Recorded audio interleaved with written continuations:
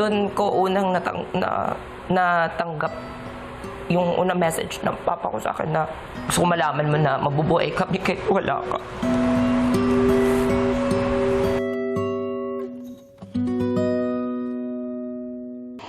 Sabihin na makukulong na papa ko. So bakit? Kasi daw may utang daw kami. Tapos sakto pa na yung utang namin is ganun kalaki sa makukuha ko. Eh syempre ayoko makulong papa ko. Kaya binigay ko. Tapos nangutang ako. Doon na nag-start yung utang chronicles ko.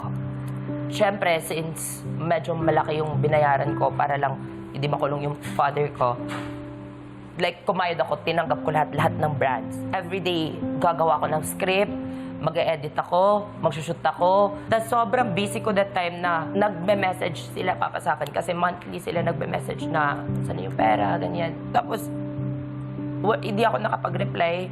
Doon ko unang natanggap yung unang message ng papa ko sa akin na grabe ka magpasarap dyan sa buhay mo dyan. Kaya mong makita yung parents mo na naghihirap. Pero sige lang, gusto ko malaman mo na mabubuhay kami kahit wala ka. Sobrang sakit sa akin nun kasi ginawa ko doon para sa kanila. Hindi ako humihingi ng mga bagay sa kanila. Ako yung bigay ng bigay. Natatakot nga ako tawagin sarili kong breadwinner.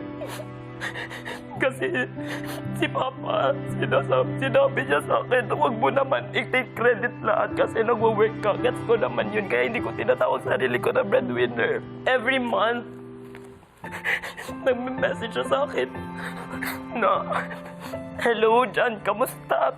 Tapos, magre-reply ako. Tapos, yung afternoon always na nanghihingi.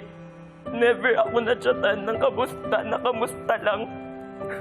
Never in my life naging close to me. Never in my life nakapagsabi ako ng I love you sa kanya. Never in my life sinabihan niya ako ng I love you. Na sobrang saya ko na anak kita. Wala ako narinig na ganun.